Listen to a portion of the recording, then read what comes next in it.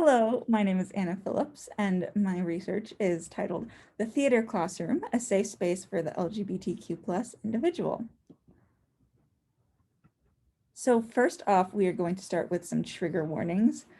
I have sexual assault, mental health, suicide, all mentioned in my presentation, all of which is specifically geared towards LGBTQ plus youth. And if I've missed anything, please let me know via email, which will be mentioned at the end of my presentation, and I will add it onto my list in case I ever present this again.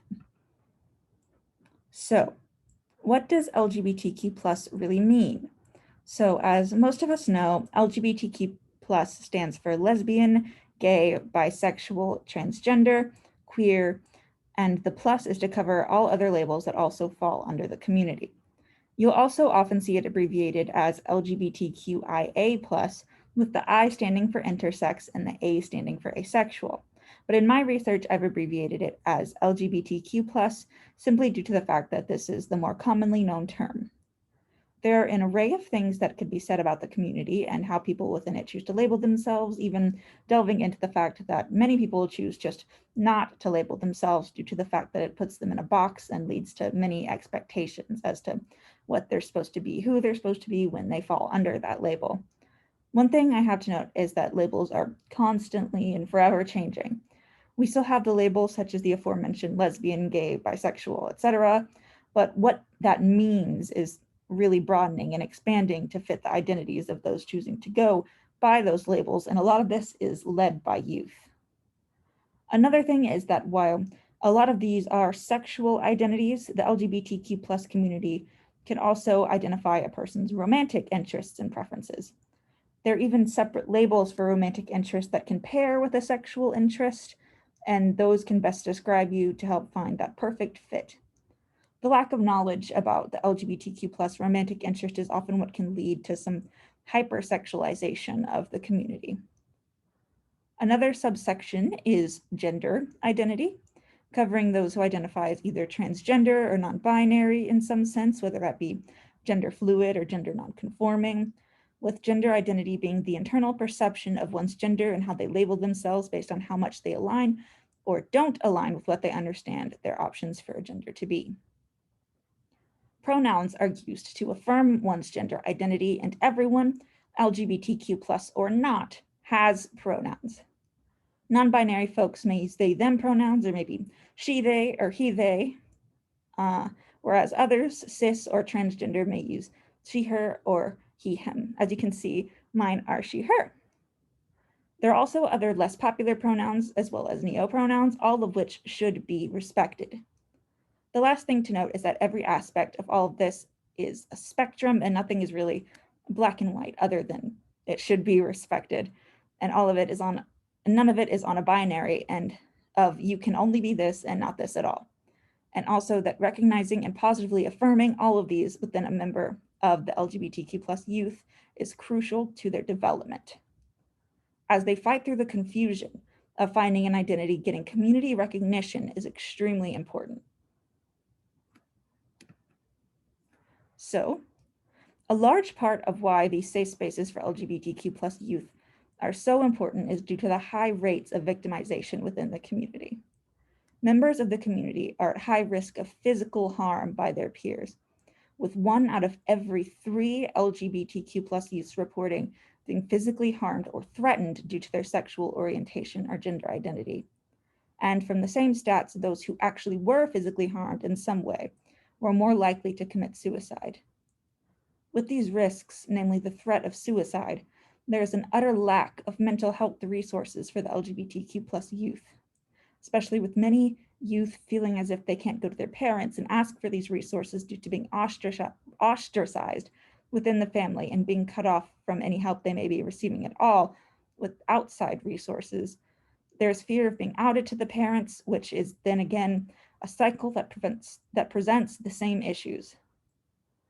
Going back to mental health, there are increased levels of overall generalized anxiety disorders in LGBTQ plus youth, with 68% reporting symptoms of generalized anxiety disorder.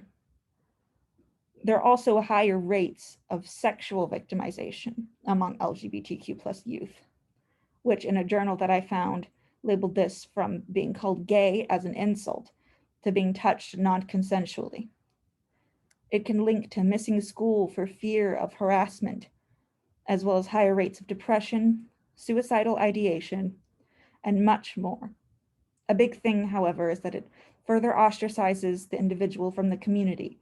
They no longer belong and often have severe depressive symptoms. So, how do we include LGBTQ plus youth and make them feel this sense of belonging and validation? One key point is representation. On television shows like Glee often portray theater and the LGBTQ plus community together, and it shows the characters going through several queer issues with moderately diverse characters, something many queer youth are seeing for the first time on the show. For queer youth, this may not be something that is seen frequently, as the media often has a very heteronormative perspective, and more often than not, a white heteronormative perspective. While Glee was considered progressive for its time and likely drew many youth to theater and the community that they really needed, it's important to reflect on it now and see that there could have been many issues with it. For example, one-dimensional gay representation, saying that there's only one way to have a gay experience. You go to school, you get bullied for being gay, and you can't be happy until you finally accept who you are. This would be a one-dimensional portrayal of a gay experience, and many people cite Glee as being problematic for this, as well as for several other reasons. There are also tropes that can exist in media, such as the troubled gay youth trope, in which LGBTQ plus characters exist for the sole purpose of getting victimized to teach others tolerance, which is awful and just can re-victimize youths over and over again. And with these representations, and the representations, the prom and fun home are in no means perfect at all. They are still theatrical representations that have leads that are lesbians and follow their self-discovery, and they're coming into their own, and they aren't side characters in these stories. They are the characters, the lead characters in their own stories. It's theirs and their queer youth coming of age, and it's honest and raw. And I think it's more on the side of the representation that these youth need. Like the prom is literally about this girl who wants to go to prom with her girlfriend. And I think that is very much an experience that kids would have at this age.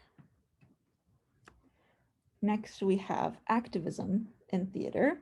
So while being represented in theater and the media is amazing for the youth and does wonders for them, being the ones who are doing the representing is even better. It helps them understand who they are as an individual, and it gives them an outlet and empowers them.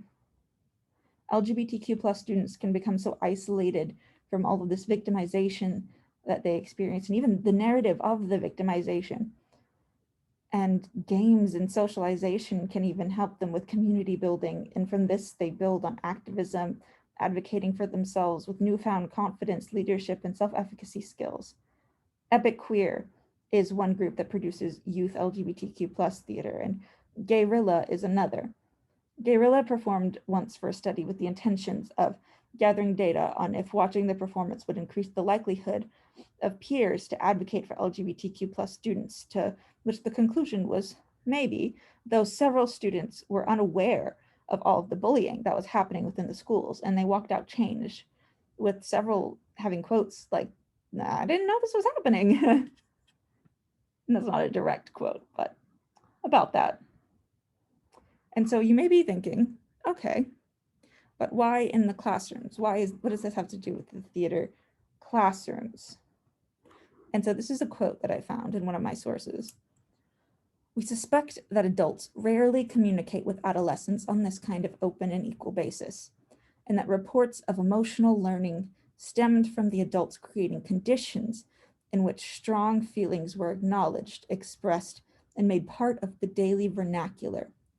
The adults cultivated a culture that provided tools, ways of thinking, feeling, and acting that youth drew on to learn from emotional experiences." So, going off kind of with that said, vulnerability and acceptance of emotions during a sensitive period of emotional development, emotional learning. A Larson and Brown article about high school theater classrooms and emotional development I found went really into depth about the fact that teenagers at this time are almost malleable emotionally. They're learning how to cope with the negative emotions. And in the theater classroom, we're giving them this emotional toolbox and at the same time telling them that this is their space to just act and be open with emotions. Like, that's their job in this space, to feel all these things that they're feeling from all this other stuff that's happening to them. And like, not in the same way that a therapist or counselor would ask them to feel, because that's a whole other issue, but it's still an outlet. And as a theater teacher, you acknowledge these feelings and you create that space for all of your students, but especially these students. And next is that you are an adult role model.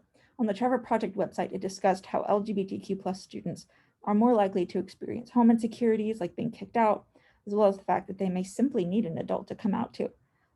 Extremely low, well, I wouldn't say extremely, oh, well, okay, it depends, but low rates of LGBTQ plus kids come out to their teachers first. They rely on friends and they rely on parents. So it's not like you're going to be the first one that they come to, but they come to their friends first before they go to an adult role model. But if they can't come to their parent, they're going to need an adult role model to come to. And so the theater classroom, if these pre-established things like the vulnerability and acceptance of emotion, they may need an adult to come to. Next is community. This goes back to belonging and the need for community. Productions are often a full-on community event. People come see them from all over town. To an LGBTQ youth who feels as if they don't belong anywhere, the sense of community can mean a lot. It also provides the community belonging of going to a rehearsal every night, seeing your friends every night.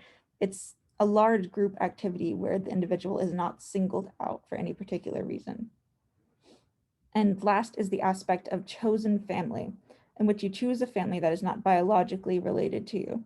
A lot of queer kids find and build a chosen family through theater, which again goes back to community, belonging, and a potential lack of acceptance at home. However, the reason this works in a school and classroom setting is because the child is already there. There's no external transportation and the child is required to be at school. And so there's this extra support system at this place and the student already goes there every day. So it's not asking any more of anybody else.